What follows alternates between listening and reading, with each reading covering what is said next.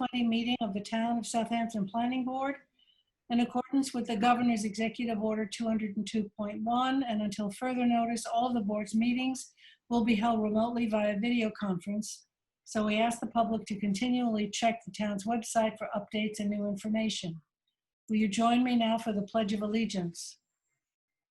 I pledge allegiance to the to the flag flag of the United States of America and to the republic for which which it stands, one nation, under God, God, indivisible, with liberty and justice for all. We have a full agenda posted on the town's website today for today's meeting. The town's planning staff, as well as the applicants and their representatives, will be participating via Zoom, which is being moderated by CTV. Charles Surgeon will be muting and holding speakers in a virtual waiting room until it is their time to give testimony before the board. A reminder that applicants and their agents should state their name and address for the record. As is typical, there are no public comments allowed during the daytime meetings. The link to participate in this meeting via Zoom can be found on the town's website. This meeting is also being live streamed on the town's website on the town clerk's meeting portal. Board members who must recuse themselves for any application will state so on the record and will be removed from the meeting until the end of the discussion and vote on the application. Finally, in accordance with the governor's order, this meeting will be recorded and transcribed at a later date and will be made available to the public. That said, Phil, can you give us a roll call? I sure can. Chair LaFaro, Present. Vice Chair Finnerty, Present.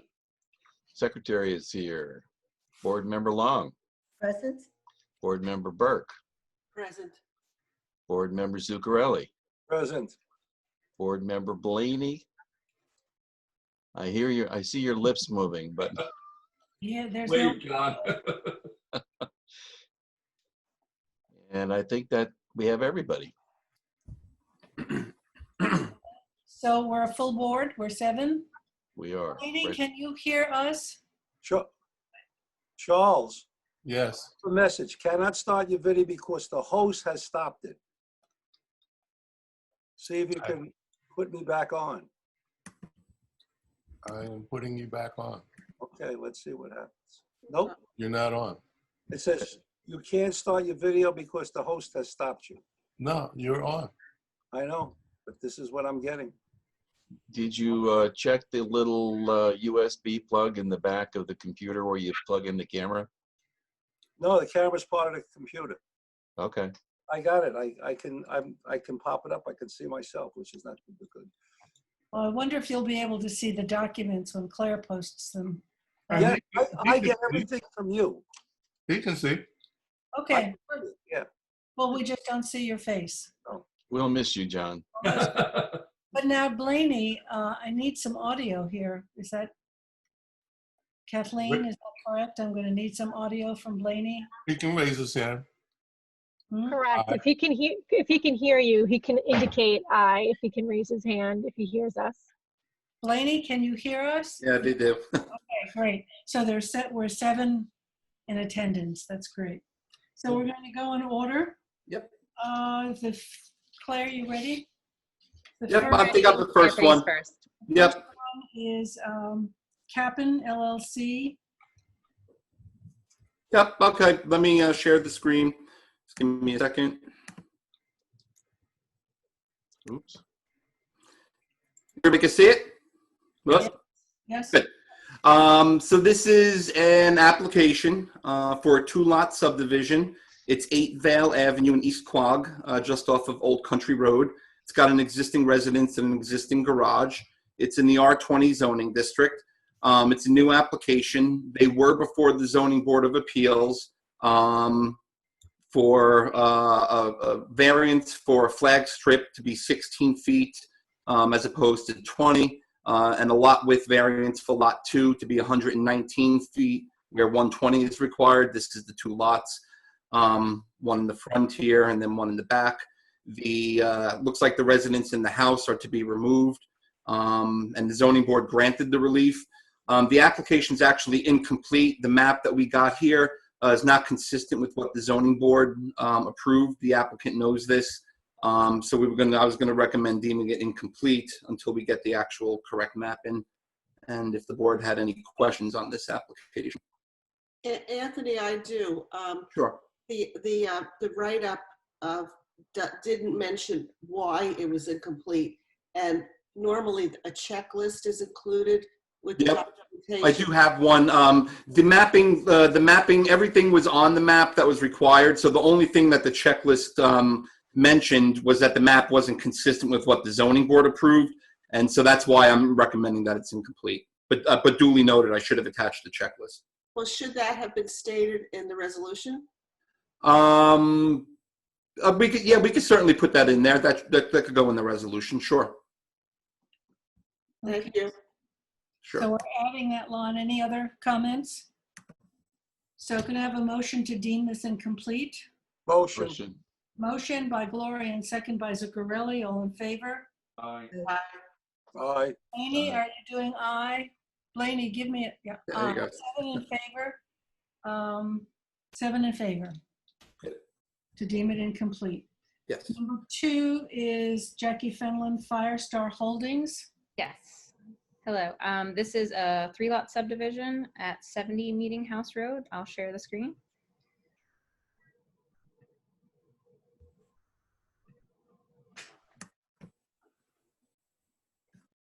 Can you all see that?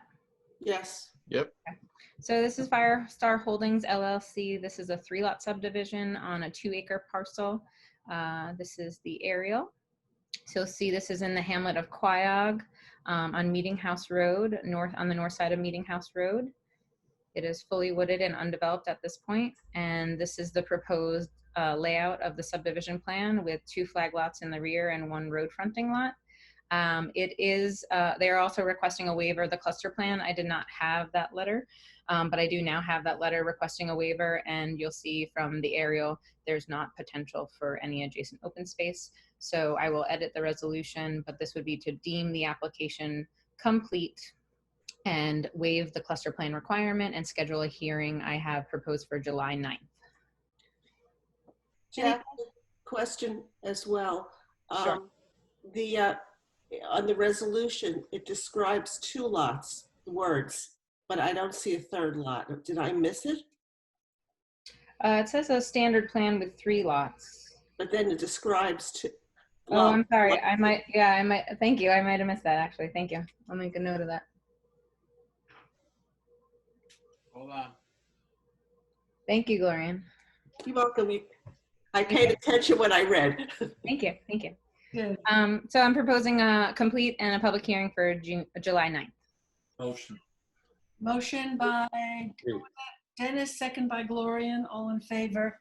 Bye. Aye. Okay, 7 in favor for July 9th public hearing. So that's our first, because we have several scheduled now. So number 3, Claire, Bridge Petroleum. Yeah. Sharing my screen. Just have to catch up here. So this application, you saw this about a year ago. There was a pre-submission process where you issued a report. That was for a larger convenience store on the property and an increased number of pumps. And you issued a report with a lot of feedback about how it didn't conform to the code. And they went to the Zoning Board of Appeals. And during the Zoning Board of Appeals process, they coordinated with you and the planning board, after some back and forth with the applicant, issued a positive declaration. In the meantime, the applicant's application was withdrawn from the Zoning Board of Appeals, and this is a new application. This is the design. It's a smaller 1,500 square foot convenience store, and this is the design of the front. Sorry, it's on the side. You can see it's more traditional in terms of the materials and design of the structure with the attached overhang here. So I'm recommending, this is the pre-submission phase again. I did give a little bit of a history here about the withdrawal on the ZBA application, just so we knew this is to start again, a pre-submission to be scheduled for July 9th. And I think the applicant's representative, Bailey, may be on if she wants to say anything. Well, it's John Bennett. It's John hi, Bennett it's John on Bailey's phone because I'm going to track down my IT guy because my Wi-Fi is out for the second time. So which the last time that happened was in the middle of the Zoning Board of Appeals meeting. And when I finally came back on Bailey's Wi-Fi, Keith Tuttle looked at me and said, "Johnny, your hair's messed up." And I said, "That's because I've been pulling it out." In any event, yeah, the applicant came to us and, some time ago, and we said, "We think you're being too aggressive here." So not only is this smaller, I think it's architecturally a lot better, but I think the site plan is vastly superior. Put the parking in the back and stuff like that. So yeah, I just, hopefully you'll agree that we have brought this down the road to something that's much more much better from in terms of character of the neighborhood, in terms not only architectural style but size, and I think the site plan is vastly superior.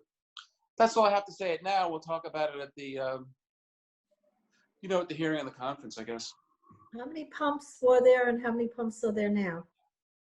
I'm not sure. I'll get you that information. I can answer. It's 3 there now and 3 proposed. Okay, good. So they're not asking for any increase in pumps. As they were. Mm-hmm. Any other discussion before we move for a pre-submission date of July 9? Can I have a question? Dennis? Question. Is this the one on the corner of Snake Hollow? No, this is the one on the corner of, I think it's Walker. Yeah, Walker, Claire. Walker Yeah. Avenue. Oh, Yeah. East Quogue. Okay, I'm And sorry. East Quogue. East Quogue, you're right. Yep. Gotcha. Okay, I'll move it. Motion by Dennis, second by Robin. All in favor? All right. Opposed? Abstentions? Blaney, you yes? Okay, yes. 7 in favor. We have a public hearing then July 9th. Hey, Blaney, you. whenever you want to say no, just go like this. Or go like this. Take a roll. Okay, number 4 on the Canal Apartments. Claire, it's you. Yep. So this one you saw at the ZBA, there was a report issued. This is a proposal. This is 10 co-ops that you originally approved for the co-op conversion back in 2011, I think. And since then, there's been a couple of small additions to the property. This is a proposal to do an addition in this general area. That's the aerial. You can see that this is the building. It's got 2 units. This is the addition. It's 360 square feet. This is the sanitary system it shares. So the comments when the ZBA came up was that the last time this came through, the conservation had recommended that the next time someone comes in, an upgrade of the sanitary system. And then the next, and since then we've adopted the IA systems for properties. This is on a Dug Lagoon that's attaches to the, the bay out there. So it is definitely in the high priority area. So those were the comments you made in the ZBA. I think this is an unlisted action. The ZBA disagreed and said it was a type 2 action. So we would do secra and do completeness at this time. We have all the information required to do completeness, but you would do secra first. The applicants here, John Bennett and Kim Judd, are here to speak on the application. So I think should I leave this up for a little bit for the plan, or do you want me to stop sharing? No, that's great, Claire. Okay. It's John Bennett. But this is what's happening here is a very small addition to what in effect is a 2-family dwelling. And that's what the certificate of occupancy for this unit said before the entire property was converted to cooperative, co-op or condo? Condominium ownership. Now, the reason Excuse me? Cooperative. Oh, cooperative, thank you. So the reason that that's all very important, and the reason to understand the history of the certificates of occupancy and the conversion, and to understand a little bit about the relationship between the form of ownership. Hello? Hello? We're here. Oh, we're here. Okay, I'm sorry. The relationship between the form of ownership and the zoning is what the Zoning Board of Appeals understood and their council agreed with. There's a seeker section which says that an expansion / area variance, and by the way, this expansion, there's no additional bedroom. It doesn't fall into the IA requirements. It doesn't fall into the change to a structure or building that would require, as a matter of law, the addition of an IA system. I don't think there's any argument about that. But in any event, prior to the conversion of these units to a different form of ownership, the certificate of occupancy for this unit was a 2-family dwelling. And that's the zoning use. As your council will inform you, a change to a cooperative or co-op form of ownership is not a change in use. That's not the way, that determines how property is held, the form of ownership. You're either a cooperator where you own shares in a proprietary lease in a co-op, or you're a condominium and you own the fee simple, sometimes just of the land below, sometimes of the walls itself. So the use of this is, this particular unit is a 2-family dwelling, which specifically under the State Environmental Quality Review Act, expansions of that, doesn't matter how much, but expansions of that are a type 2 action, that's why the Zoning Board of Appeals specifically held, and their council advised them that this is a type 2 action. And we think that any determination of this other than a type 2 action would be faulty. And we ask you to look at that. If you want to take some more time to think about that, that'd be great with me. I don't have any problem with an adjournment, but I think it's something that you should study, because you now have a board of the town of Southampton, represented by the town attorney's office, telling you that this is agreeing with us that this is a type 2 action. And I think you have to, and I'd be more than happy to give you the authorities that I talked about with the Zoning Board of Appeals. But I think it's and I don't want to put anybody on the spot, but I think it's probably a good idea to push this over for a little while, so you can consider that. Can you look at that issue and in a conformed and informed and considered manner?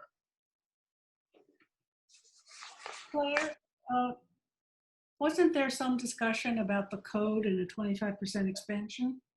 Yes, that would be related to the IA system. And so I looked at it. It does say an IA system is required when you're doing 25% or more expansion of a building.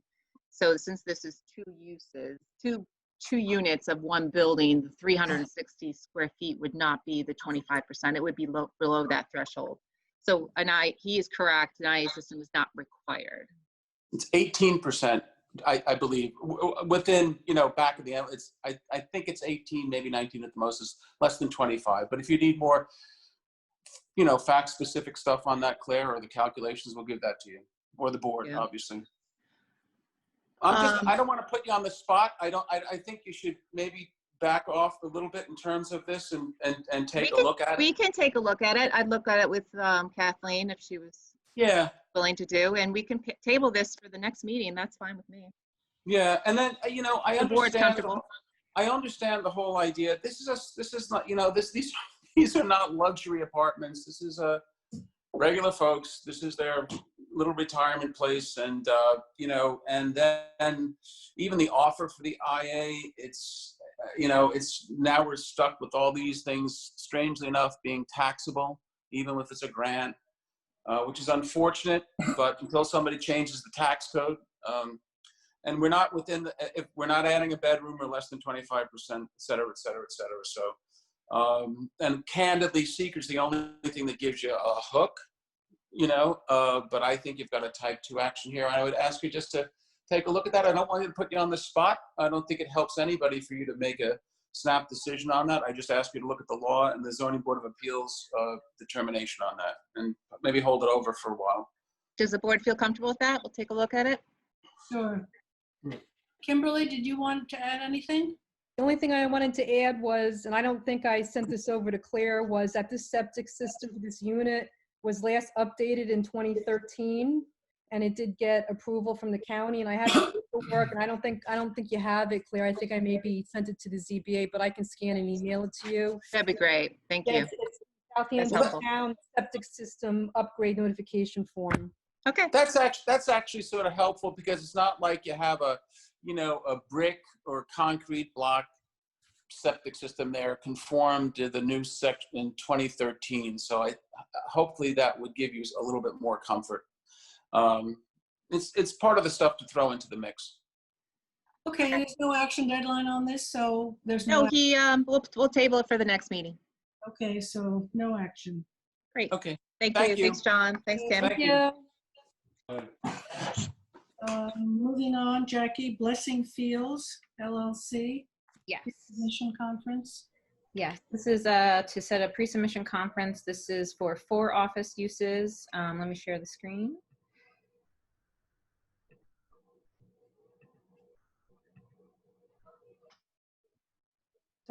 Here's the resolution, which is recommending to set a pre-submission conference. This is the aerial. You'll see this is actually right across from Macy's in Hampton Bays. It's the long skinny one highlighted in yellow. So they have the existing business, which is summer activities here in the front. This building is going to be demolished, and they're going to add to it and do a 2nd-story building here. And then they're going to do 2 special trade contractor uses in the back. So you'll see this is the front building, which will be for 4 offices and 2 stories. And this will be the rear building for contractor bays. What's on either side? What was that? What are the businesses on either side? I'm just trying to. This is Riverhead Building Supply. Okay, and the other one? And then this one, I think, is a real estate or insurance office with the tow company in the back. The tow, that's what I wanted to know, where the tow company was. Yeah, so the tow company, I think, operates more out of the back of the property here. And then this is Riverhead Building Supply here. Okay. And I think Tire Place, beverage. Yeah, store. I just wanted to see what the traffic was coming.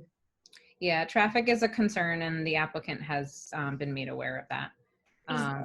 Cross-access plan. Yes, they are providing for cross-access in the rear right here, which is part of the Good Ground road connection that would get us to Springville. Do we have any other properties in place, or just?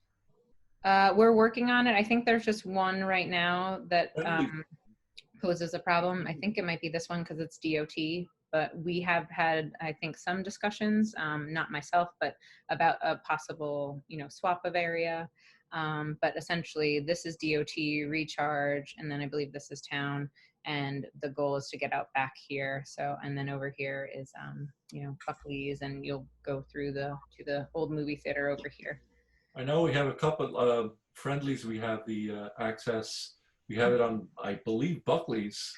We did that. Stan, we have a few of them. I think it exists on all but one property. Yeah, Woodridge, which is on the corner, the senior community, we have it, 50 foot. Jackie, I believe the only issue is the state-owned property. Jackie, quick question: does the driveway align with the signal? I believe it does. Yeah. I mean, that's important that it come at a T intersection. Yep. Yeah. So this is the T intersection. The driveway is proposed on the east side. You'll see it right here. Okay. So this is actually the east side of the property, and this is the west side of the property. Yeah, the engineers or surveyor should just confirm that alignment. Sure. You know. And then just to show you the renderings, we did meet with them on this. So we do have some elements of the Hampton Bays corridor study in here, although they're right outside the Hampton Bays corridor study area. This is a rendering of the buildings. Looking for, it's kind of like a maritime barn aesthetics. This is right near Dennis's favorite intersection. Yeah. So this is the existing conditions, the summer activities, if you That helps. are familiar. Yeah, that picture, yeah. Yeah, this is the existing property. So it is a narrow property. Yeah, see, that's the, you got a glimpse of the traffic light there. Mm-hmm. See, Yeah. Proposing a monument sign? Yeah, and they're still proposing to orientate it on the east side, and I do think they're trying to move it a little bit further to the east, which would be more in this area. yeah. But we can ask for that, definitely. I did tell them that traffic was a definite concern, and that most likely our pre-submission report would be requesting a traffic study. Jackie, is there enough front? I know it's a narrow piece. Is there enough frontage to get a street tree on that? We got street trees in the front, yeah. So maybe not where the driveway is, but No. the street trees, we did ask for street trees, and I believe that they're showing them. Let me see here. Probably only get So one. I see these two. I think we asked for these street trees here. We also asked for some larger trees here to break up the mass of the building, because this is going to require a variance, I believe, for here. And there's also a fence that's going to be going along here as well. What is the anticipated increased usage for this site now? I believe right now it functions as 2 offices. I'm not sure if is Lisa Poyer here? Yep, I'm here. Okay. Hi, Lisa. Hi. No, they have a lot of questions. I'm not sure if you want to speak to some of them. Sure. Do you want me to leave it on the site plan? That's fine. Okay. Right now, there's spring and summer activities. There was another use that left a little while ago, and they're proposing to do 2 special trade contractors and 2 additional separate office uses, which are both allowed by the code as per the lot areas. So there's a lot more activity, right? That's what I'm asking. What's the anticipated increased activity for the site with the special trades and the additional office usage? It would be 2 special trade contractors and then 2 low intensity office uses, something like real estate or even a title company. I think they have a title company lined up to go here potentially. Is there enough circulation on this property since it's so narrow? It's a long, skinny lot, and there's enough parking for those proposed uses and the areas of the buildings. But a special trade contractor with larger equipment, or is that going to be restricted, or will you have trucks how are they? There's significant amount of trucks on the property right now with the spring and summer activities. So my question is there sufficient width to have good truck circulation to go in, to turn around and come back out? Yes, and we can show and at least demonstrate that for emergency vehicle purposes as well, that you can get a fire truck down there and turn it around. And then with the Good Ground Road potential connection, that'll help increase the circulation on the site as well. Yes. And are you proposing a monument sign for all these businesses? I believe so, in the front, and it'll meet the setback and all the sign requirements. We don't have a sign design at this time though, right, Lisa? Not something in concrete. We can prepare one. Okay. Jackie, I have a math question from the write-up. It says construct 1 2-story, 2,180 square foot building with a total floor area of 6,540. That math doesn't work. It's going to be basement and then a 2-story. Okay, and I didn't think we counted the basement and the square footage. That's just the total floor area because they're going to have some storage right in the basement level. Correct. Mm-hmm. Yeah. So the usable space will be the 4,000 and change. Okay. Thank you. No problem.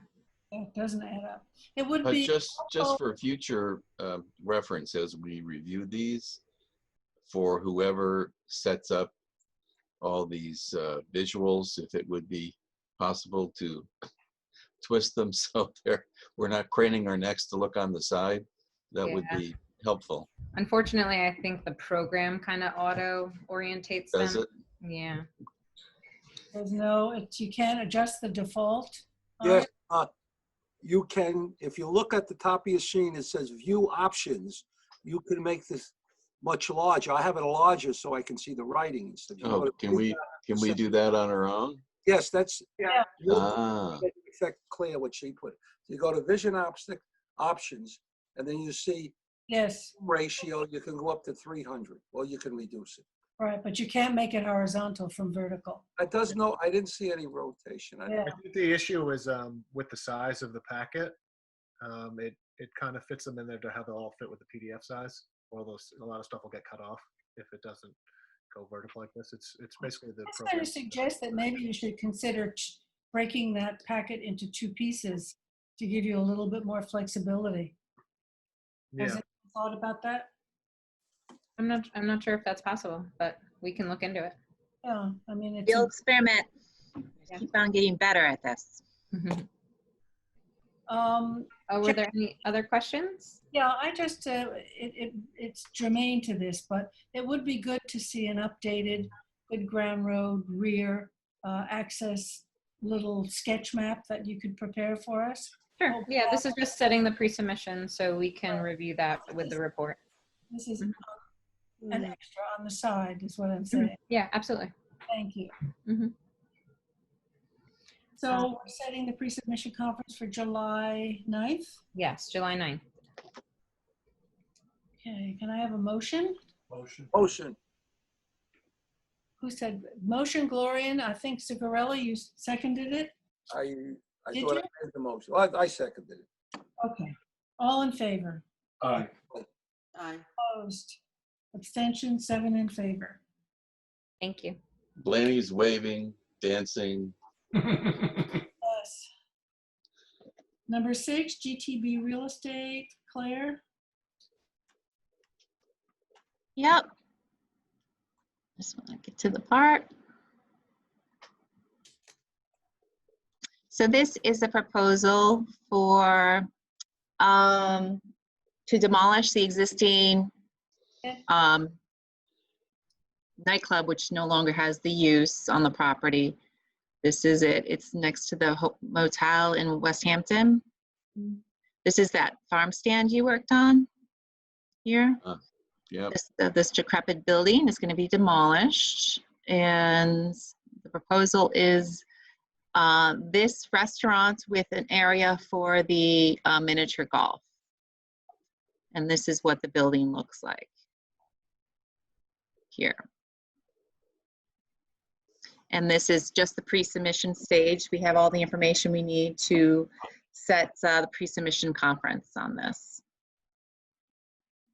For July 9th. Yes, I think that might be the 4th one, right? It is. 1, 2, 3. This is the 5th. This is the 5th. The 5th one? 1, 2, 3. It's the 4th. This is the 4th one. So we have Firestar, Bridge Petroleum, Blessings Field. And this would be number 4, the GTB. Any questions? I have a motion to set the pre-submission hearing for July 9th. Motion. Phil, motion by Phil, second by Dennis. All in favor? Aye. Aye. Aye. Abstentions? Blaney, give a wave. 7 in favor. Okay. Lady, your lips are moving, but we can't hear you. I'm sorry. He's swearing at us. Use the chalkboard. And Zuccarelli is making faces. Oh, it's worse than that. Are we lucky we can't see it? Okay, moving on to 747 Flanders Road, an extension. Matthew? Yes, we have an extension. Let me just pull up the aerial for you guys. Oops. Come on. There we go. Can everybody see that? Yeah. Yep. This was approved back in I want to say towards the January 23rd. This is for a single-family house in the office district. It's a special exception. The applicant is still working on getting their maps changed. They had to show clearing, their clearing limits on the map. He's still working on that. This is their first extension, and it'll take us from June 18th until September 16th of 2020. Have they approached the Pine Barrens? I don't believe they need to. It's in the compatible growth area. Single family homes are permitted use. So no referral? No. This has already been approved by this board back in. Motion for a 90-day extension by Dennis, second by Gloria. All in favor? Aye. Opposed, abstentions, 7 in favor. Number 8, North Sea General Store. Matt, that's another extension. Yes. This is a site plan for the handicap ramp. If you remember, this is the old Otto's Deli in North Sea. They're doing a ramp here. Again, they're just working on, their mapping requirements and get everything up to date. And this is an extension. This is their second extension, and it'll be from June 17th until September 15th of 2020. Great. Thank you for putting the dates in. No problem. Motion? Motion. Motion by Phil, second by Gloria, and all in favor. Aye. Opposed, abstentions, 7 in favor. Number 9, Bridge Gardens, Public Land Trust. Claire, that's you. Yes. So this was originally approved, I believe, 2014. This was for the garden use on the properties. This is the site plan that was approved. They have been working on this. However, your last time you looked at this to extend was 2016. And they still have not received their CO for the property. I think they have done all the work on the property, and Kim Cordy is here on the Zoom. She can speak to it. They would need a reapproval in order for them to complete the paperwork to secure the CO on the property. I think the last thing, we were waiting for some work on the driveway to be completed. And once that was completed, they could have a CO for the property. But Kim, do you want to speak to this? I have a quick question. Did they ever fix the fence? Was that taken care of? Yes, that was done. That was done. Okay. Yeah. A site to just double check that everything's in place. Yeah, I need to do that. That would be part of my final, but first the reapproval would have to happen. And again, substantially things have been done on the property. As Phil points out, that was one thing we were waiting for, but the fence has been done. I think it was some adjustment to the driveway or some finishing of the driveway surfaces that we were waiting for, and a sign off from the town engineer. Kim, can you not break in? Are you okay? You're there? Okay, Yep. yeah. Thank you. So yeah, we have completed all the conditions for approval. What held this up for so long as we were trying to get funding to complete the driveway, which has been completed. And that was done by, I think it was South Shore Asphalt, who worked with the town engineer to get the approvals along the way and make sure everything was in compliance. She was just waiting for our final as-built survey to be able to go back and re-inspect to sign off on. And I apologize, but this has kind of fallen through the cracks. So I have just recently been having conversations with her again to ensure that there's nothing else that we need to do. She just says, get me the as-built survey and we can sign off on this finally. So we have contracted with the surveyors again, who are already scheduled to go out there, but they said that they probably won't get the crew out there to the end of this month. And then by the time they get the surveys and whatnot, and we get it back and to Christine in engineering, I think that might be the end of July or August. And we're confident that we have completed all the conditions, and that's the outstanding item left to submit. So are we looking for a 90-day extension, or Claire, what? That seems a little tight if they're thinking August. Do you want to do 6 months? Kim, does that? I think that's more than fair. Thank you. Okay, 6 month extension. Any discussion? I'll move it. Motion by, question, Dennis, or vote? No, motion. Motion. Motion by Dennis, second by Second. Phil. All in favor? Aye. Aye. Abstentions? Laney? Okay, 7 in favor. Thank you. Thank you. Number 10, unlimited earth care. Matthew? Yes, I have this on for modification. Let me just pull it up for you guys. I believe Liz is here somewhere. Liz Vale also. Let's see. This was approved on September 16th of 2019. If you guys recall, this is on the corner of the Scuttle Hole Road and the Turnpike. They're doing a small building here.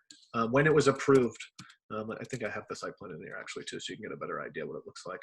When it was approved, there was an offer of dedication to be made to the county for this area. Their property kind of goes into their right of way. The applicant's working earnestly to get this done, but with reduced staffing at the county and everything that's going on, it's sort of been a hiccup to get it completed prior to signature. All other conditions of approval have been met. They're just looking to modify the conditions for this, for the offer of dedication from prior to signature to prior to CO, so they can start the work, and we won't lose the condition. And we're also going to clean up some language in there. The original approval referenced the town board acceptance, but because it's being offered to the county, it'll just be county acceptance. Liz is here. I don't know if she wants to add anything else. Sure. Hi, board members. Liz Vale, Farrell Fritz, 50 Station Road, Watermill. It's good to see you all again. This is the case. I submitted all the documents for the irrevocable offer of dedication to the county in December of 2019. And I guess because of the pandemic, we have not heard back from the county at all. I know the town has also reached out to the county on our behalf, seeking to get feedback with respect to the dedication. We have everything filled out. We're just waiting for it to be processed. So we're asking that we can move forward with our building permit and then satisfy that condition prior to CO. Any discussion? Thanks, Liz. Sure. Can I have a motion then on this? Motion. Motion by Zuccarelli, second by Gloria. All in favor? Aye. Opposed, abstentions? Blaney, let me have a hand. Okay, 7 I in noticed that Zuccarelli's boat is voting on his behalf.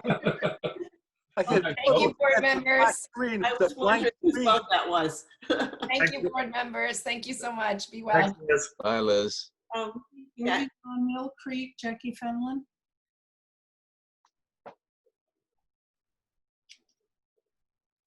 Unmute yourself.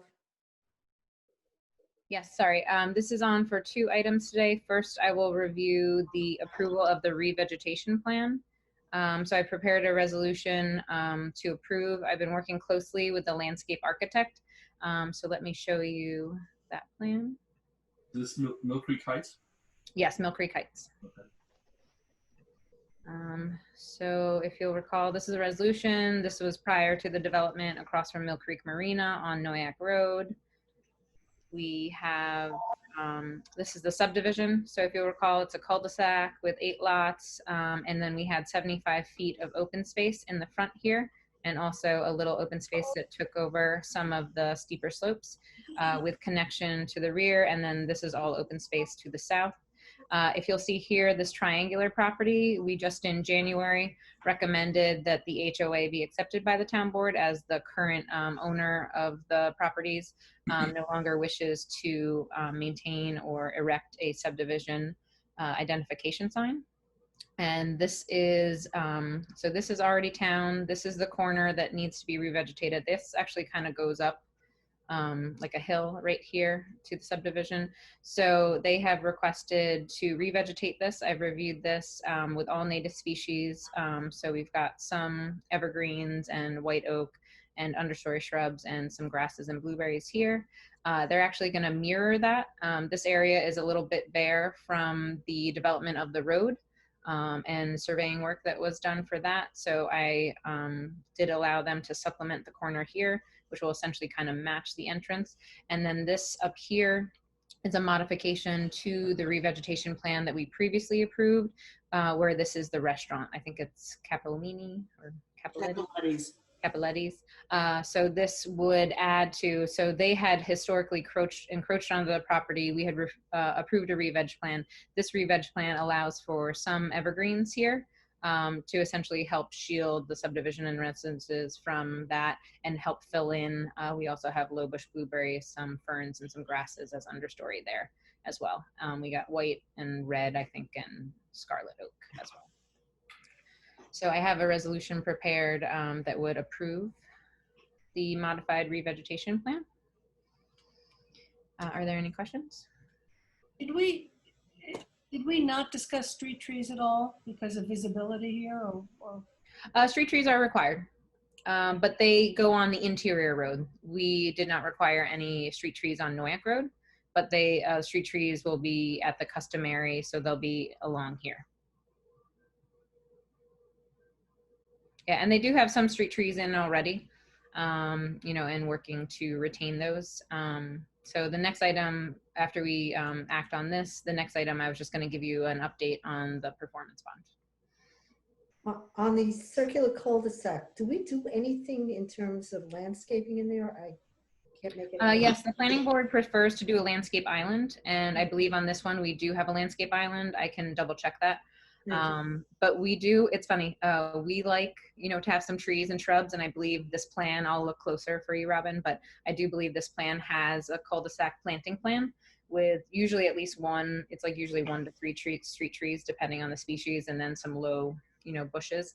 Highway does not like to see any vegetation in the cul-de-sacs, although we do, because it kind of buffers the rest of the cul-de-sac driveways from, you know, any light trespass, and it also looks nice aesthetically. But, you know, for snow removal purposes, sometimes they like to just push the snow up and not worry about damaging any of those shrubs. But I believe on this one, we do have a cul-de-sac planting. I remember asking for it, but I would have to look in the file for the exact species on that. But yep, they're providing street trees. The requirement is every 40 to 60 feet. So I did walk the property and the street trees are there.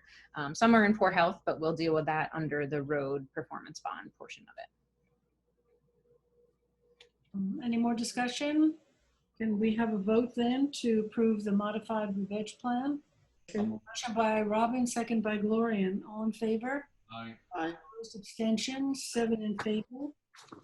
No, Also, try to get me on again with the camera. Just give me permission. I think I can get it this time. We'll do so. I will do it. Okay. Do you want me to move on? So item number 12 is the same subdivision application, Mill Creek Heights. So this is on for a separate action. This would be to reduce the performance bond and extend the performance bond. Sorry. So this is a resolution. The $129,908 is a third of the original performance bond, which was originally $362. So right now we're holding $362,725 under a letter of credit, which is referenced herein. We did get a memo from the assistant town engineer recommending a reduction in the bond. He did prepare a memo which did say it could technically be reduced to $83,000, although I made him aware that we don't reduce it lower than the third of the performance bond, which is the $129,908. So they've done a substantial amount, but they still need to do final lift, you know, and clean some of the drainage, etc. So he was out there last week and is recommending that the performance bond be extended and it can be reduced to the $120,000 and change. Thank you for explaining the 1/3 because I was doing the math again, Jackie, and I couldn't figure out where the numbers came from. Yeah, and when I was writing the resolution, I was like, oh wait, I was like, we can't reduce it to 83. We have to, because what happens, just so the board members are aware, once we do performance bond, once they've completed everything, we then hold a maintenance bond for 1 year for 1/3 of the amount to make sure that everything is, you know, maintained and working well before we accept it into the town system.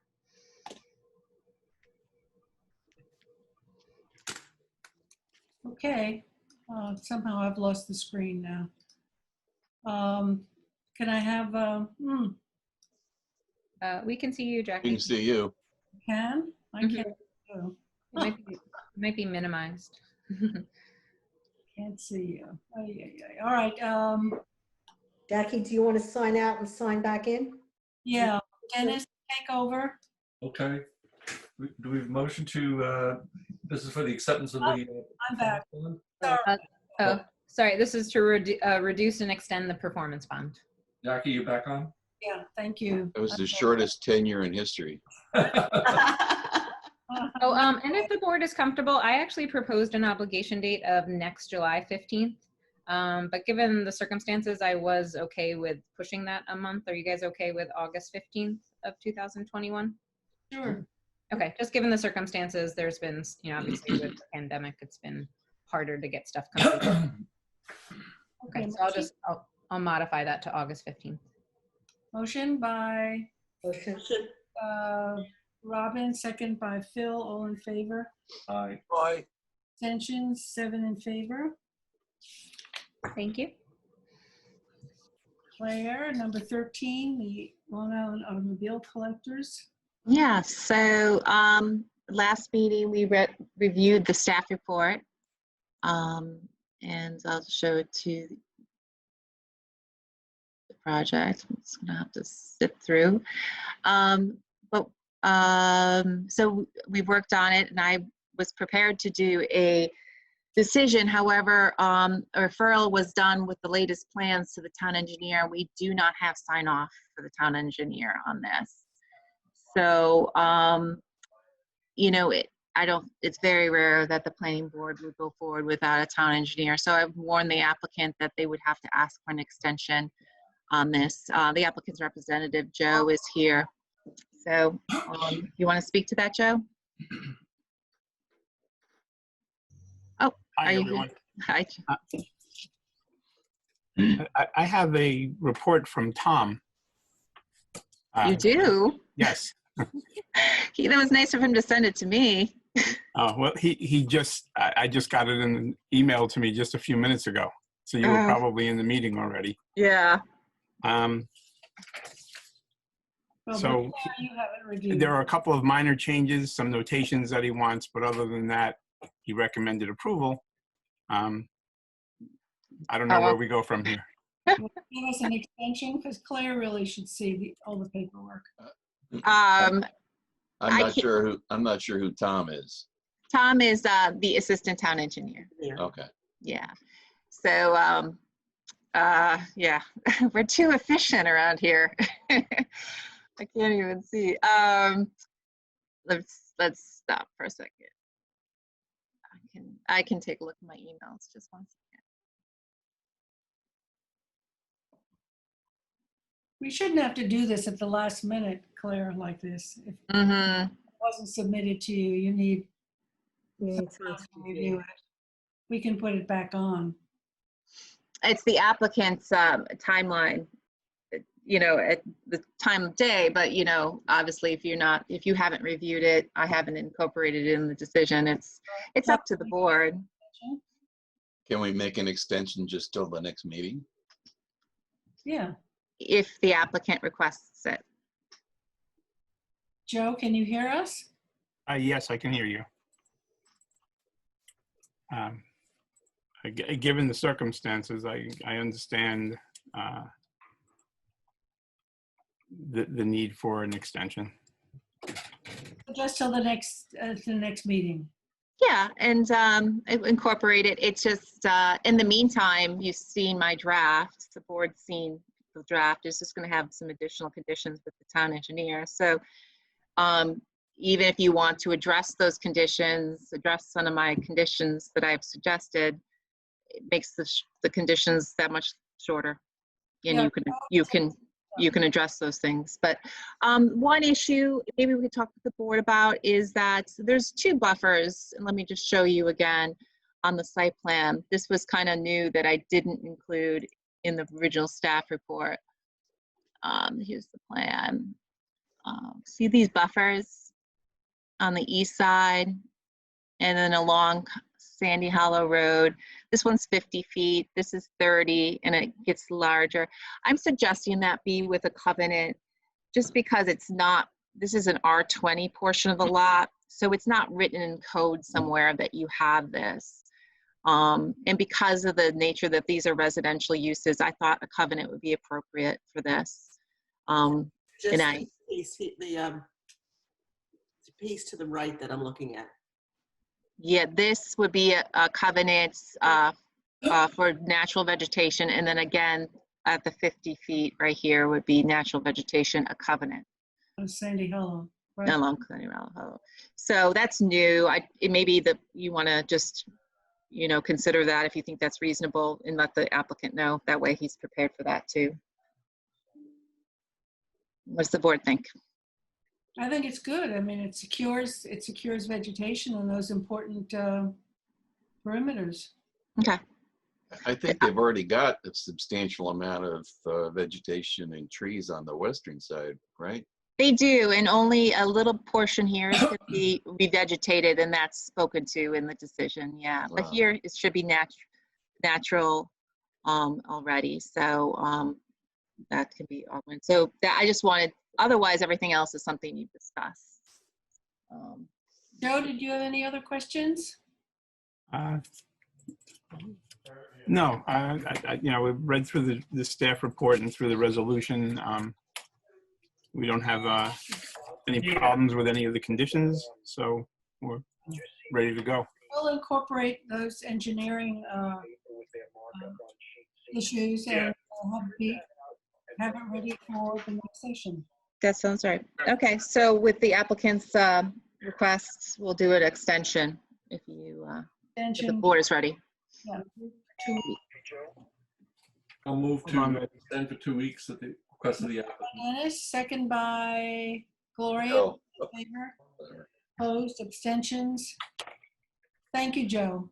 Thanks, Thank Joe. you very much. Sorry Do you about that. Do you need a letter from me?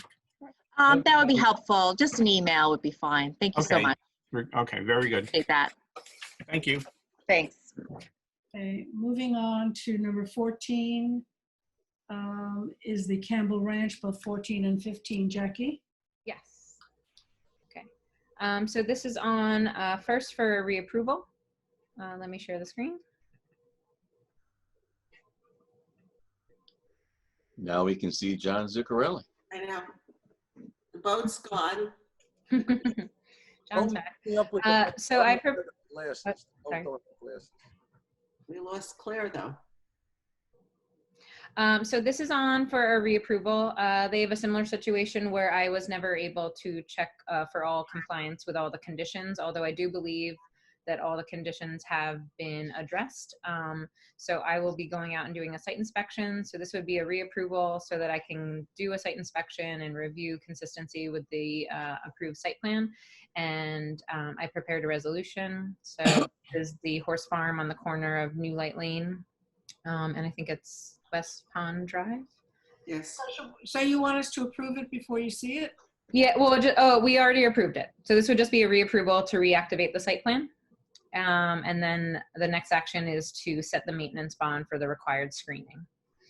Okay, I had a question on that, Claire, if you can go back to the map. Sorry. I'm handling it, Jackie. I'll take it back. Down in the lower eastern portion, there was the 2.5 acre piece. This one? Over there, okay. Yeah. Right. Yeah, so this actually, they were both created by the same subdivision map, Right. and they just asked that this be additional pasture area. We actually asked, this owner had actually made some improvements and encroached into there, so it has now been fenced with, you know, good fencing for if they wanted to, you know, have horses over here. So all that was done over there was really paddock fencing. And they did take out some invasive trees and some of the encroachments. I think there was like a little bit of irrigation and some plantings in this area where the owner had encroached. The main nexus of this was to legalize this horse walking. Yep. And then we also legalized and approved the barn here, which I forget which building it is. I think it's building E, if I recall. But Yes. this building had been also changed. The first story was changed to some stables here, just to allow stables, and it met the horse calculations for horses to be able to let out into the into, I think it's a sand or dirt paddock. I think it's sand actually, sand or clay. And then so that would allow that, and they have horses in there and they did all of that. And then we also relocated because they were utilizing, this is the main barn, this is the riding arena, because they were using the main barn and walking horses through here. They also requested a viewing area here for people watching the training in session. So they requested to move the dumpster and manure enclosure, which we looked at, and then they actually provided a building over here. So it would be easier for it to be picked up without interfering with the horse farm operations. And then this is the letter of approval. And then just to let you know, this is the manure storage building, which was in kind and in character with the barn there. And then we requested that it be screened. So this is what we'll be setting the maintenance bond on. But first I just need an action on the reapproval so that I can go out there and check all the conditions and make sure everything was satisfied. And then move on to the maintenance bond. Or can I have a vote for reapproval? Motion. Motion by Dennis, second by Zuccarelli. Oh, there you are. Hello. You're all along. His boat's better looking. I must have hit one of the right buttons and it came. Oh, well, you're there now. All in favor? Aye. Aye. John? Laney? All in favor? 7 in favor. Okay, so we'll move on to the setting the bond, Jackie. Yes. So the next item, I'll just show you again quickly. This is the resolution. Oh, no, I keep doing that. So let's see here.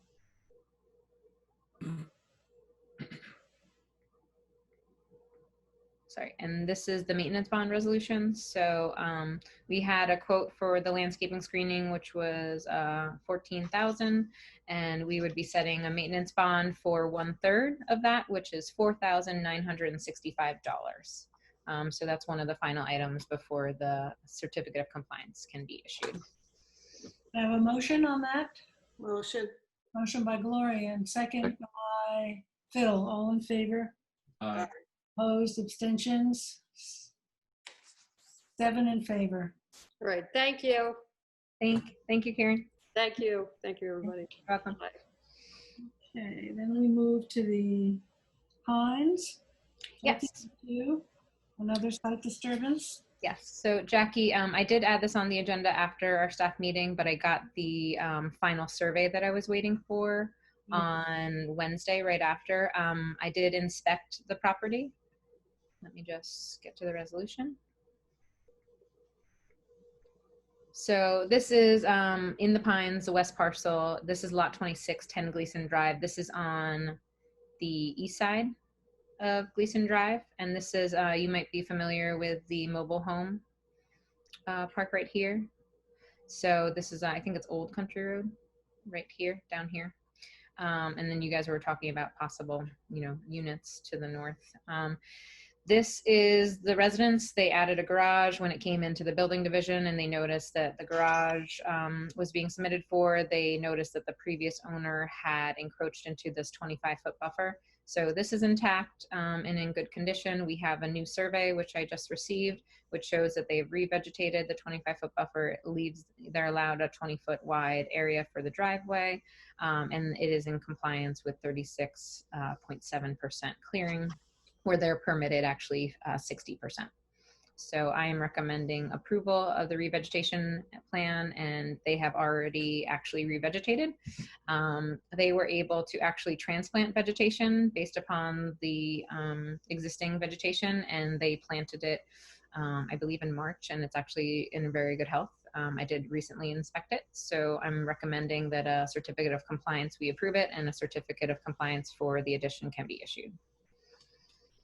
Great, thanks, Jackie. Any questions? Can we have a motion on this? Motion. Motion by Dennis, second by Second. Robin. All in favor? Aye. Opposed, Aye. abstentions? 7 in favor. Okay, then we have a ZBA referral, Claire, 1630 North Highway. Yep. This I think you're familiar with. This is where we got the cross access with Minogue to the east. This is to convert the entire building over to a convenience store. So right now, I think 2 units are still bays for improvement, you know, for car repair. And this portion was the convenience store. But now the entire Mason building is going over to convenience store, and this is the plans they're proposing.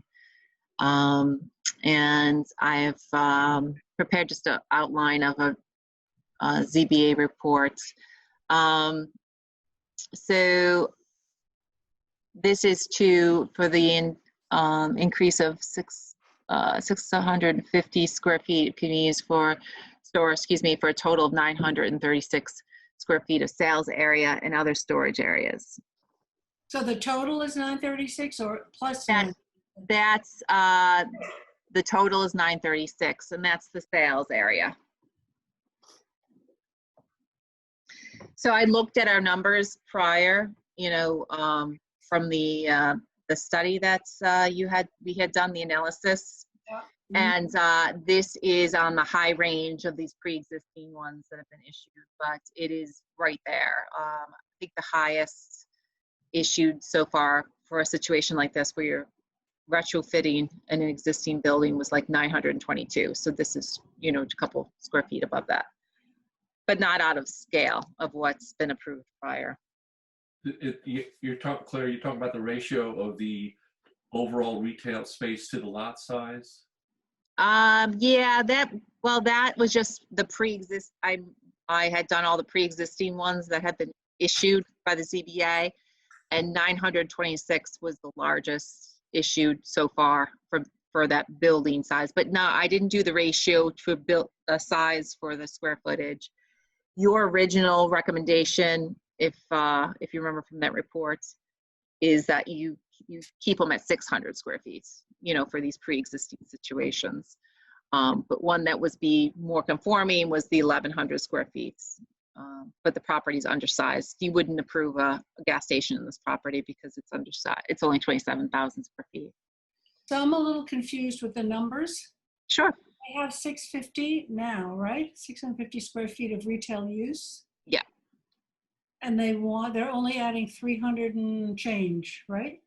Of sales area. And what else? The rest is storage. So the building is 2,200 square feet. The rest will be like storage.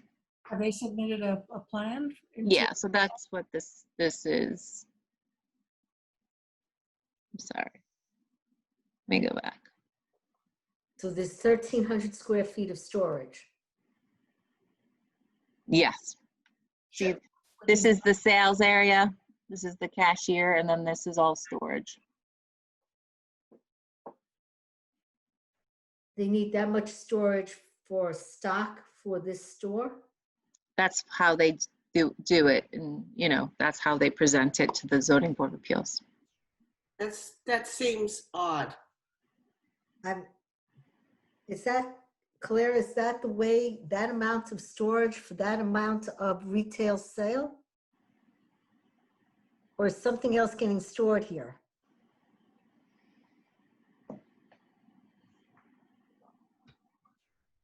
Like, we should just zoom it in. It seems a little odd, that's all. Mm-hmm. Doesn't it? 1,300, you have a 600 sales, retail sales, you have 1,300 square feet storage. Is there something else besides the retail storage that's going to be used for? Or are they going to encroach on the storage for more sales? Or encroach or bring in other things that they're storing? What are they? Oh, they're walk-ins. Yeah, that's what I thought. Maybe that's like refrigerator space. This is walk-ins. I think there's an office going on here. There's storage out here. Walk-ins are part of the retail Oh, space. yeah. Retail, yeah. Yeah, somebody goes up to them and takes out a soda. Right. Yeah, but they store the extra Like refrigerated beverages in the back, and then they pull them to the front. Yeah. Sorry, my husband's a beverage guy. I'm just trying to understand. So a consumer will go to this storage to take their bottles or whatever they want. Generally not. It's generally you open and you get it from the like dispenser, but they have room to walk in and store the beverages in the back of that. Generally, you're not walking into the cooler storage. Yeah, the customers aren't walking in here. Yeah, Southampton Beverage on the North Highway has that just such a facility you described where they actually have a cold storage unit. You walk in and you can get the beer or wine, whatever.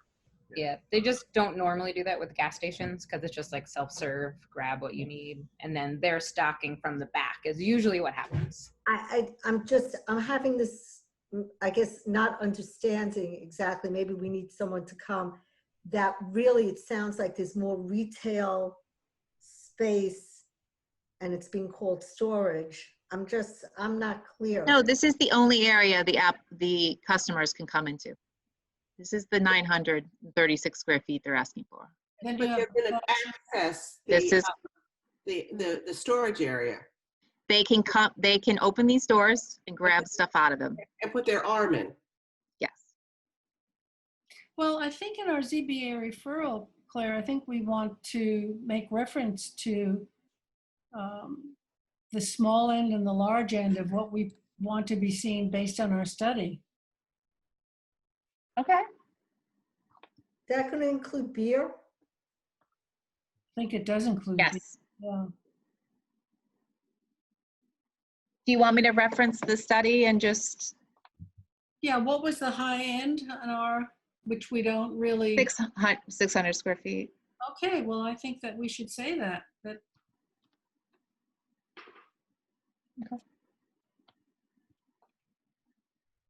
I mean, I don't know what everybody else is thinking here, but I'm agreeing with you. So, you know, we looked at East Hampton, we looked at several other municipalities to come up with that number. Yeah, I mean, the building already exists, so that's a complication in my mind. But if I'm concerned about the fact that it already exists, that it could be somehow used differently than the application is suggesting right now.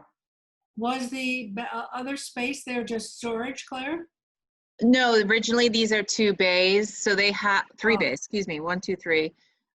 3 bays for car repair. So obviously that had a component of traffic impacts itself. So do you want them to just take a closer look at impacts, whether this is an increase in traffic impact? Consider that, I should say. I think we want to just refer to the fact of limiting the convenience space in gas stations, you know, so that, which was the whole purpose of this study. Mm-hmm. And I think would be valuable to reference it. Right. But it also that speaks to the ZBA about the study, and they should look at it when they get these applications. The ZBA knows nothing about this study. We should have attach an opportunity for us to include it. Yeah, I can attach it. I think they'll let public comments to come in till July 3rd. So I could do some language and bring this back on the 25th. I just don't want to overload your 25th meeting either. Yeah. Do you want me to do that? Well, I think they should see it. I don't know that it needs to come back to us. We know. Okay. So I'll do those comments that you've made. We'll attach the information that you put together for the town board and give it to them. Yeah. Okay. Yeah. Can I just ask something? When you open a beverage center, like what Dennis was speaking of, the one that there is. Yes. They have set regulations of how much beer, soda, storage. Do they have, is that a special use? Do they have their special exception use in the HB zoning district? We don't set their, you don't set their square footage for different sales areas, no, because the reason this is being done like this is because it's an interpretation saying it's accessory to the gas station. Yeah, I'm just getting this feeling that this is being used maybe for selling of beer and soda. Okay, beer and sound, because that looks like a lot of cold storage. Just, you know what I'm saying? I'm just wondering, I want to just make sure we're not going around the principles behind any other regulations for other businesses similar to this that are really soda and, you know, beverage centers. And now we have a mini beverage center that's able to go around. Jackie, you were shaking your head. Maybe you can get me into I'm trying to look at this map because I'm saying Jacqueline Fenlon. I can't read the front here. She's getting the Well, plan. I understand your concern that the gas station would then be turning into more of a beverage center. Yeah, that's what Claire was explaining. It's a ZBA for the accessory to the gas station, but you can definitely, you know, set your parameters of, you know, what you think is appropriate. Yeah, it looks like, you know, this is what we were concerned of, new businesses. And I don't want to also hurt local businesses that are doing the right thing, that are beverage centers, by allowing these to pop up in competition with them and then hurting those businesses, and they have heavier regulations. I don't know if there is. But when you go into a store like this these days, be it 7-Eleven or Hess or any of those convenience outlets, I mean, just look at the variety of the numbers of brands and types, and I mean, it would fill dozens and dozens of shelves, and not really become a beer distributor. I mean, you've got, you know, 100 different kinds of soda and Nesteas and drinks and whatnot. I just don't want to hurt existing businesses, and I'm very concerned about them, especially coming back now. Do you want me to say something to that effect too? You could ask for clarification on, you know, on usage, on the use of the walk-in coolers. Yeah. Do we have applicants rep here that? No, typically with ZBA referrals, we don't invite the applicants rep. Oh, okay. Clarification of the So clearly it looks like they want to convert 2 of the bays, right? Into 3, yep. 3 of the bays. They're getting out of the car maintenance business. Yeah. Yes. It just, I think we have a question on the numbers here, Claire. 3 bays are more than 300 square feet. So the numbers don't, either it's 1,500 square feet of retail, they have 6, and they want to convert only 300 more? The rest is showing as storage. Is this or office or some other not sales related space? I just would like clarification on the usage also, the numbers. Well, that is the breakdown. I know you can't read it now, and I wish I could blow it up for you, but that is the breakdown. So you can obviously take a look at that. But well, just you want me to just make the point about, you want to adopt the report and make the point about the limitation you're suggesting, which is the 600? Yeah, and we have a study to support that. I'm good. How does everybody else feel? Can Claire just put that? So that means that they get no additional convenience because they're at 600 now? They are. They're 650. So basically, we're recommending that this not be allowed, period. Well, I wouldn't be in favor of that. Well, I'm trying to understand the numbers. Right, because I don't have the study in front of me, so Claire, you probably know those numbers. It just doesn't make sense. I mean, they have 650, but when you look at all the rest of the bays, that's a lot more than the difference between 650 and 936. Do you know? 350 and 936.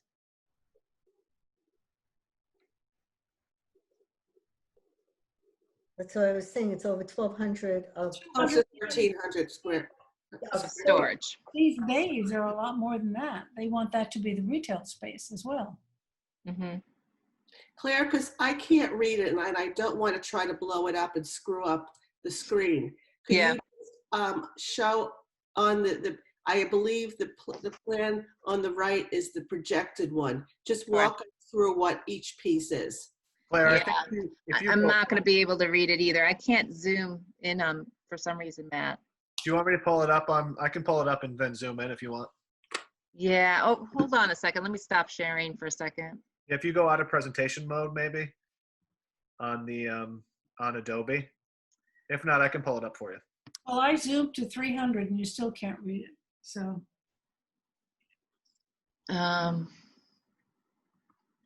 trying to do that. Oops, sorry, I can. Here we go. there are those view options on top. Yeah. Yeah, I was able to zoom in, but I wasn't able to read the square footage. It just, I can. So I'll come back out of it. Just let me. I should be able to scroll too. Okay.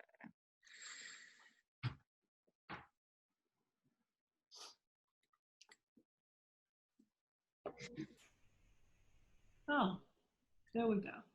So utility storage, office, cashier, restrooms here, which is probably a big difference. There's probably been no restrooms, but I can do that. The walk-in cooler and the sales, which you can see is 756 here. And then they're including the cashier space here, which, obviously customers can't go into that space. So maybe the 756 is more what they're asking for. Well, The sales area. but if you have a walk-in cooler, that's not sticking your arm in. That's walking in. That has to be retail space, right? The beer cave is a beer Seems to cave. me like all of it would be retail. Yeah.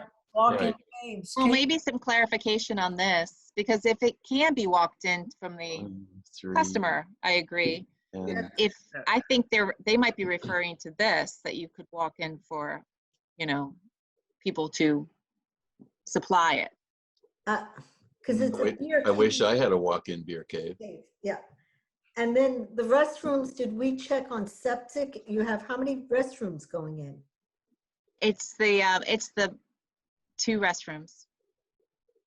And that's additional than what we had? Yeah, actually, I think there was 1. Oh, one, now you have Looks the 2. same. Yeah, 1 here in the back. 2. So that's a good catch, Robin. That's another bathroom, another septic. Bathroom. And a beer cave walk-in, and these coolers are not just stick your hand in. Walk-in cooler, a beer cave, and another, pull it up, Claire. There are 3 coolers there. And another bathroom. A freezer, and it's beer cave. Yeah. It is. Beer cave, Now cooler, I can read it, yeah. for probably frozen food. So it's a lot more retail space than they're indicating. Yeah, that looks different than the normal open. Yeah. Which is why I said, are we getting a beverage store here? Well, and to clarify before, I didn't mean to limit what they sell. I meant you could talk about limiting the square footage of those areas and clarify what they're used as. Right, but I think they gave us a pretty clear, and they added a bathroom. So I think there's a lot of questions here. Well, when Yes. when you add up all that space, it's about 1,100 square feet. 750 plus 150, 150 plus 50, round numbers. Mm-hmm. And the study said 600. So now it's double. And you have the areas like this restroom corridor and all that, does that get counted in also? Because now that's opened up to the public? It should be. So we have to add that in also, Phil. Well, were they counting the 1 restroom for the first with the 650 that they had? Well, now you have a corridor and another restroom. Mm-hmm. And I don't know if that hit the septics. Mm-hmm. I think we need much more clarification from the applicant on the things we've discussed. If that's truly, if those are not glass doors where you can stick your hand in, but you can walk in, then that's retail space. I mean, Well, I can make that point. I think we should ask the ZBA to keep their hearing open until the applicant provides this information, because we're unable to properly review it. Yeah, they closed it. They closed it. Oh, there you go. They gave me the referral on Monday and held the hearing on Thursday. And Well, rather than spend a lot more time on this, because, we have so many questions, can't we just hold it over? Well, and get some clarification, bring it back, or maybe have them come talk to us ZBA about it. already gave the variance, Claire? no, I'm saying that their hearing is closed. They're only going to receive your comments, and there won't be any more discussion. do we know if the ZBA has the ability to reopen hearings? Kathleen, maybe you would know. They do, Dennis, if it's a unanimous decision to do so. Well, They may have kept it open for 30 days. I can try and get the answer to that. Many of the hearings are, as you know, given the virtual environment, being left open for written comment. I think that was it, Kathleen, because that would have been the 4th of June. It was held and closed with a 30-day written. It was July 4th. Right, correct. The 4th, but yeah, I so think you could try and we could try and talk about it again on the 25th, and have I think John Wagner is the applicant's representative. Yes, I mean I could reach out to him. Okay. Yeah, I think that's the best bet. That would be. Okay. So there's no action on this, right? No, but I will get. I will do a sort of a report that puts this all into there with the questions you have. Okay. Great. Okay, no action. No action on 17. Homeland Towers, Claire, number 18, consider seeker. Yes. So the applicant's representative is here. The last meeting you had said you had some concerns. We briefly talked about some of the issues with the proposal. Let me fix the report first before I share it with you. Robert Gardiosi, you're here, right? Yes, I'm here. Yeah, if you want to just speak to hopefully I'm going to be showing everybody. Sure. So at the last meeting, I think the board had asked us to consider using the unipole design. That's a design the board has approved in the past at other locations. We had Matt Allen of Saratoga Associates, who's also here today, if you have any questions for him, prepare both a Part 3 EAF to go through the various issues in the Part 2, but more importantly, also prepare revised visual rendering showing the unipole design that the applicants are willing to offer as an alternative. If you'd like, I could have Mr. Allen share his screen with those renderings if that's easier. It might be easier because I don't seem to have the actual. Did you have a plan that showed the unipole? So we did the renderings just to see, first what the board would yeah. say. Okay, I do have that, but they're sideways, of course. So, sure. So if Matt could do that. The visual analysis. Yes. The photographs. Yes, we have that. And then the poll. Yes. If Mr. Allen could share his screen now. And I'll ask Mr. Allen just to explain to you what he did as far as the different alternatives. Okay, can Matt, you identify yourself, Mr. Allen, wherever you are? Mr. Allen, you might be on mute.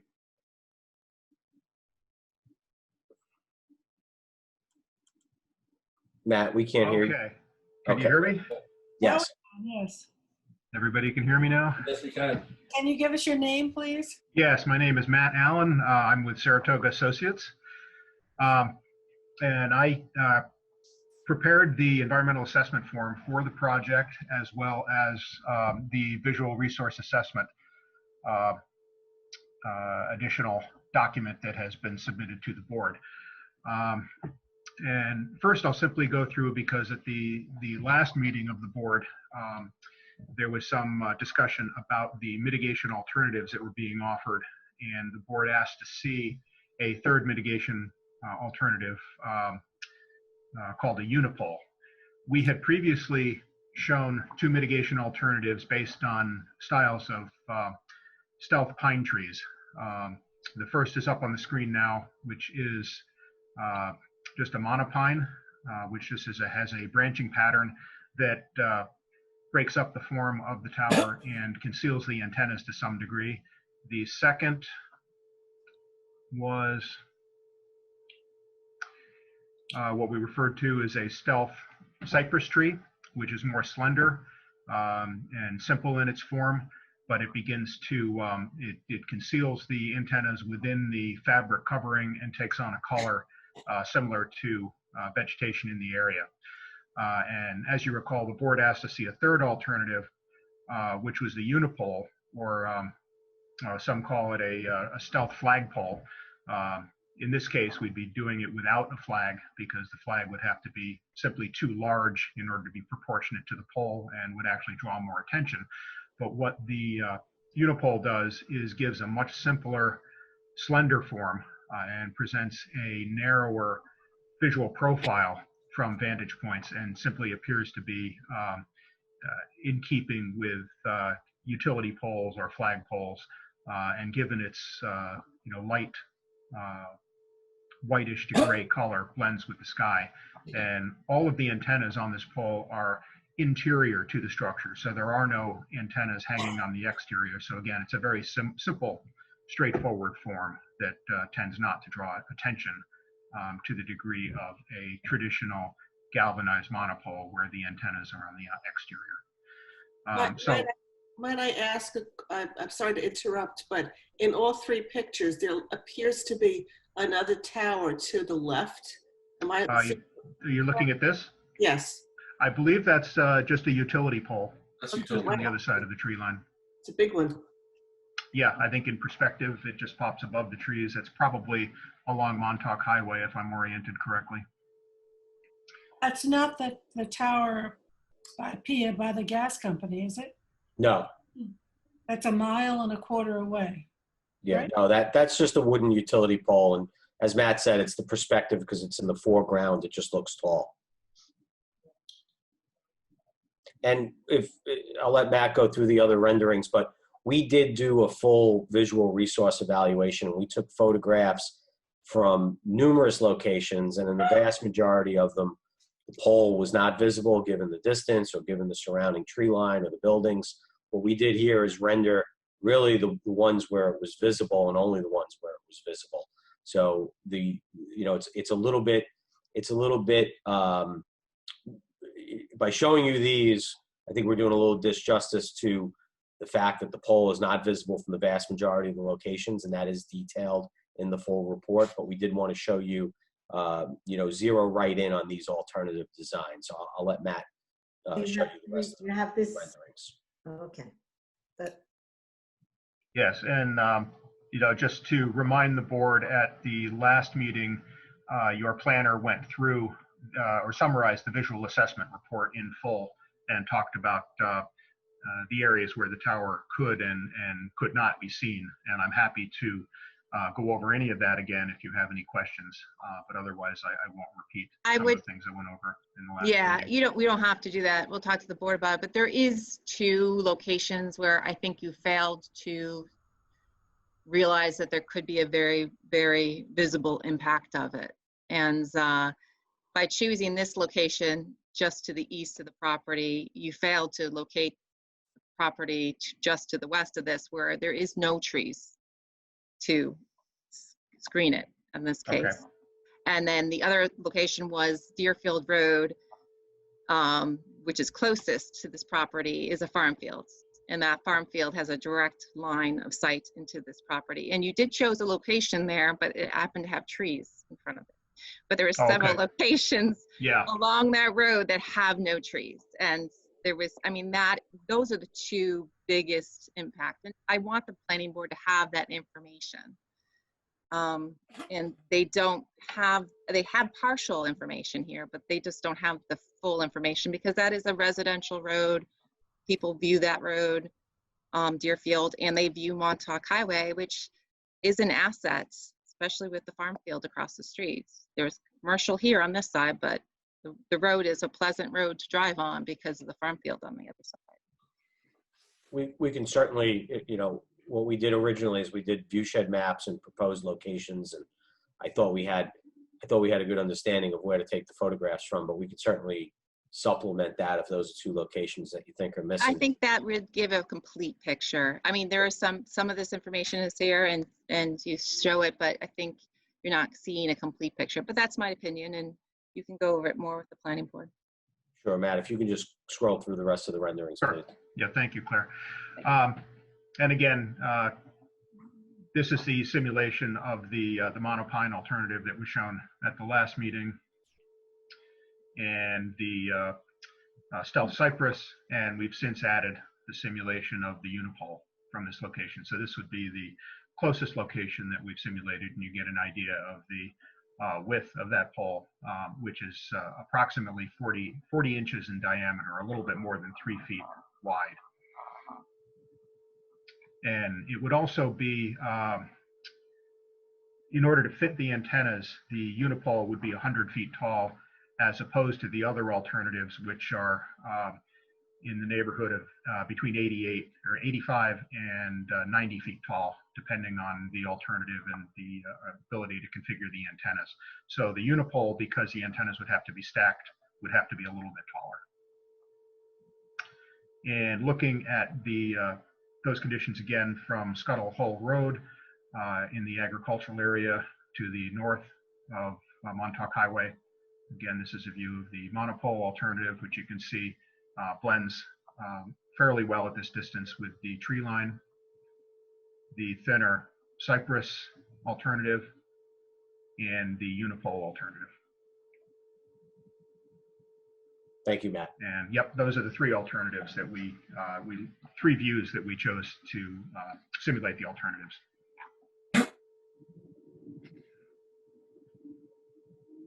Okay. Rob, where would you like me to go next? Just ask the board if there are any questions or comments that we should consider. I would like to see what Claire's asked, the views from where Claire's asked. I think it's very thoughtful and very, part of the area. And I think we need the views from there. Claire, I think that's an excellent suggestion. Yeah, they've got some views, definitely. They've got most of the sides, and there's no real view from like the northeast, but that south, that northwest view from Deerfield Road is important.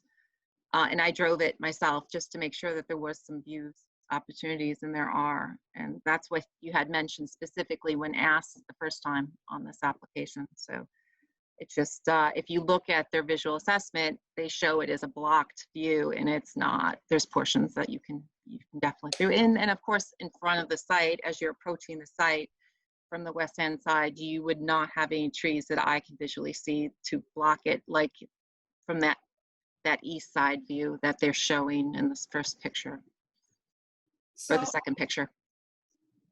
I agree, Claire. I think that's really good understanding. I have a question about distances. You're 1.25 miles, did I read, or 1.5 miles from the pole that's in Watermill by the gas station, no? The PSEG. Oh. The Is full. that Bridgehampton? Oh, the existing tower? Yeah. Yes, I believe, I don't have the number in front of me, but it is in the neighborhood of 1.25 miles. Okay, are you co-located on that? That's not a Verizon tower, is it? Or is it? Or are you just co-located on it? I believe we're co-located on that one. You're co-located. What I'm thinking about. So you have that. Now this, 1.25 miles away, is it your statement that you have a dead zone between those two towers? Yes, actually, we submitted a very detailed report from PeerCon Solutions, which showed all of the coverage issues, also the capacity issues. So one of the things about this corridor is that there's a tremendous amount of usage, and that usage basically overburdens the existing sites in the area. And what we did is we submitted a number of the surrounding sites and the data on those surrounding sites, as well as the coverage maps to show the need for the coverage, but also to show the need for the capacity. So it's no longer about just how far apart the sites are spaced. It's really as important these days about how much usage is on the sites. And have you evaluated alternative sites? Yes, we actually submitted an alternatives report from Mr. Vergati that's in the application, where we looked at 25 different alternatives, including town-owned properties. There's maps in there showing that the town-owned properties would actually be closer to residences. I believe in this application, the code requires that we be 255 feet from the closest residence. We're actually 670 feet away. And Mr. Vergati's report looks at all the different alternative co-location sites, all the different alternative town sites. The PeerCon Solutions report looks at different technologies, and we detail that extensively in those two reports. But my question about this dead zone, I'm talking about an alternative in this dead zone. Correct. Not the town. No, correct. We looked at 25 different alternatives right in this area. They're all outlined in Mr. Vergati's report in very extensive detail. They're all in and around this area. We showed why we chose this particular location as being the least intrusive location that was available for us to place the facility. But we looked at literally 25 different sites in this exact search area. Okay, Claire, do we have that information? Yes. Okay. I'd like to take a look at that. And your opinion, Claire, having reviewed it. Of the alternatives that they looked at? I'm sorry, specifically? Yes, I have looked at what alternatives. They would reach out to, they reached out to virtually every piece of the property on this corridor, and they either failed to respond or there was no follow-up or something to that effect. There are some antennas on top of the, near the gas station where that. On the tanks, correct. T-Mobile's located at that spot, and we had PeerCon Solutions look at it. Those antennas are only 38 feet in height. They're not high, right? And they're not high at all, so they would not be able to cover this gap that Verizon has. Flagpole? At that location, no. This location is better both from Verizon's technical standpoint, but we also believe from a code standpoint, given where it's located and the way we were able to design this, well set back from Montauk Highway, next to the railroad track, distant from residences. That's what we were trying to focus on. Does it meet the fall zone at 100 feet? So we would have to design the tower to meet the fall zone.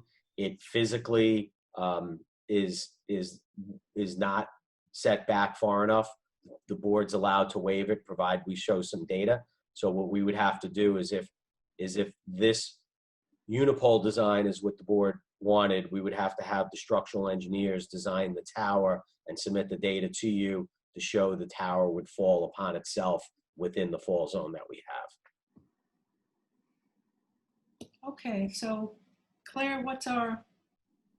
Well, this is new information. They submitted this, Tuesday? I can't remember. Tuesday afternoon? I can't remember which day. I've lost track of the days. Yeah, me too. So this is new information. You can have time to review it. I'll make sure you have, I sent you the RF reports. I'll make sure you have the alternatives specifically sent to you also.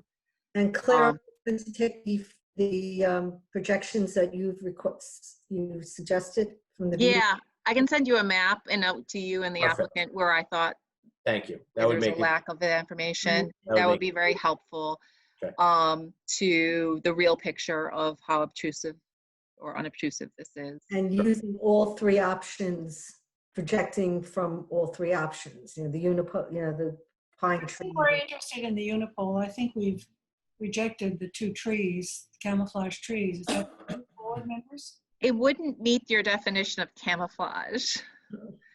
It does. If you look at the real definition of camouflage in our code, it doesn't meet that. definition. So, Right, so if we're looking at a monopole, the one that exists at the Bridgehampton train station, for example, is the design. right, Yeah, right. Co-locators internally. Mm-hmm. Okay, so we'll do the unipole design. Mm-hmm. I mean, I think we know that we need this, not this specific tower, but we need cell towers because we all depend upon cell phones. And I don't like to look at any of them, but I think the fake ones annoy me more. That's my personal opinion. We appreciate that. You know, we deal with this a lot, and it is somewhat in the eye of the beholder.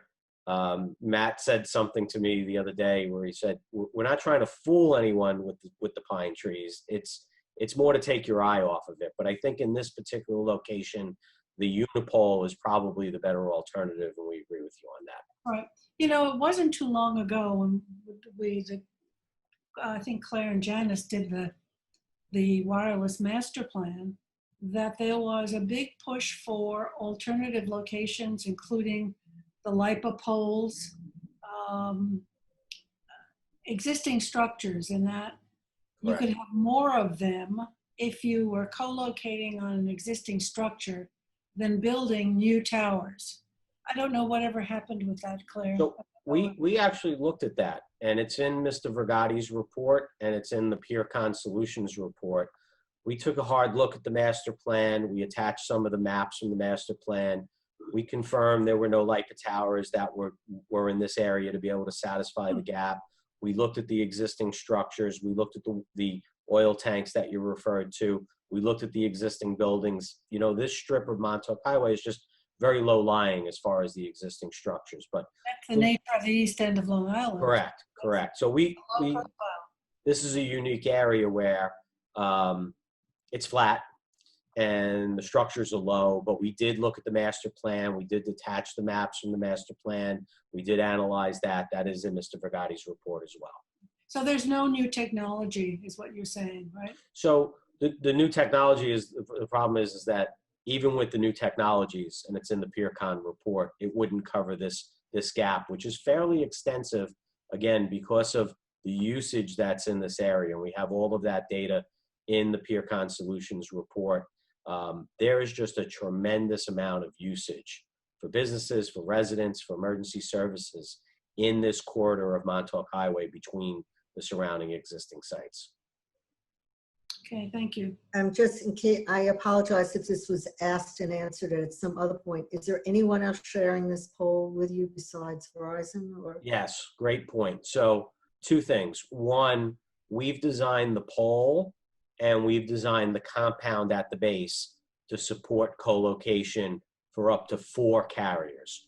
We submitted as part of the application a letter of interest from AT&T. So we know ultimately AT&T will go inside of this poll as well. Right, so then you would still have for 2 more. So we have another poll coming. Correct. And as you may know, T-Mobile and Sprint have now merged. Right. So there's really 3 active companies, but we still would have that 4th slot in case we needed it. Thank you. Just one more quick question. So you lease this land from the owner of the land, is that correct? Correct. And rental revenue accrues to the owner. Does anything go to the town? So the only thing that would go to the town would be taxes. And I'm not really in a position to opine on what the taxes would be. I'm not a tax attorney.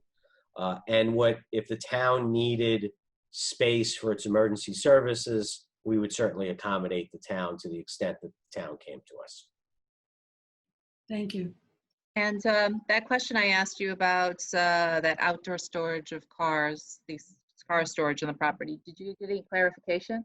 So we've spoken to the landlord and his attorney, and it's our understanding they intend to make application to legalize that storage. And if that's granted, we would need a variance for the 4th use on the property. Would that be part of your application, or your application would go forward first and they would come back with the... I think it's a little bit of a chicken and egg because they haven't filed yet. Once they file, I think that any approval from this board would have to be conditioned on us then. If the outdoor storage site plan was approved, we would have to go get a variance for that 4th use. Yeah. Are these used cars? What, whose cars? No, they're new cars. I don't know. You haven't done one yet where you're approving car storage for a car dealer on the property. They're Land Rovers, Jackie. They're Land Rovers. New Land. If that wasn't permitted, we wouldn't need the variance. If you ultimately permit that as a third use, we would need the variance. Yeah, because then you become the fourth use. Right, Claire? We haven't approved that use. Well, they haven't asked for it.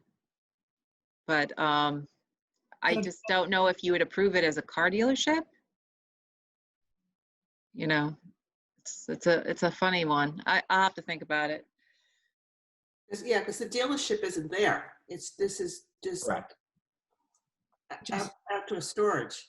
Correct. Yeah. So it's unattached to a primary business. Yeah. Right. Correct.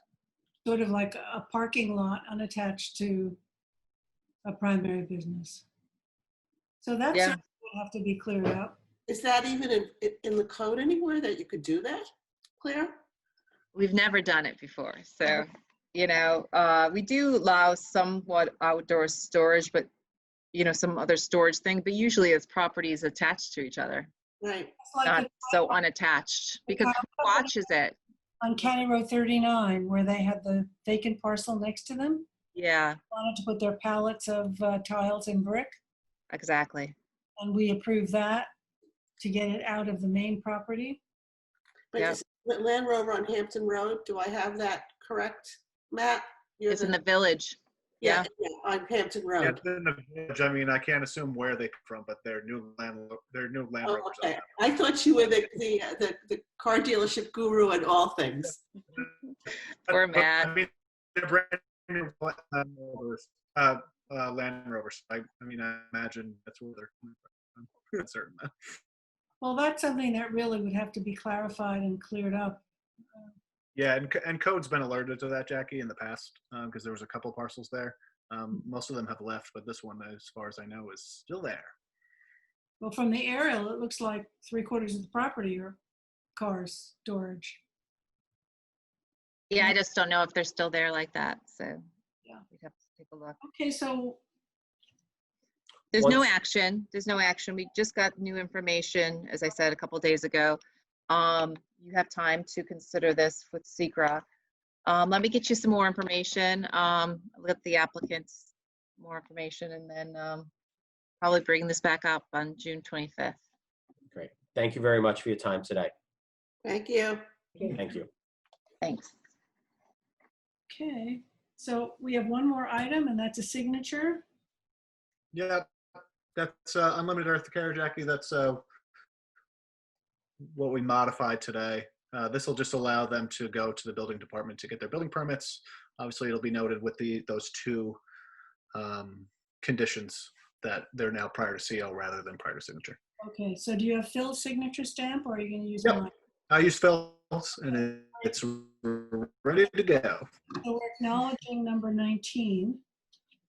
And unless there's nothing else, that's it until 6 o'clock tonight. Do we use the same Zoom code for here? Zoom No, I gave you a separate code. The second part of that email had another code. There's two different emails, Claire. Okay. I sent two different emails, but to Robin, I sent her it all in one. Oh, okay. Thank you so much. She's special. Okay, so come on. No, I'm just zoomed out. Just come on a little bit earlier, so if we have any technical problems, we can sort them out. Is it Hey, all right? Matt, Yes, sir. I'm glad you got my stamp, but you got to stop signing my checks. Try harder. Are Trying you to buy guys a house. It's really coming in handy. Are you guys adjourned? Yes, we are. Motion. By Gloria and second by Dennis. All in favor? Aye. Opposed, abstentions, 7 in favor. We're adjourned. See you at 6 o'clock.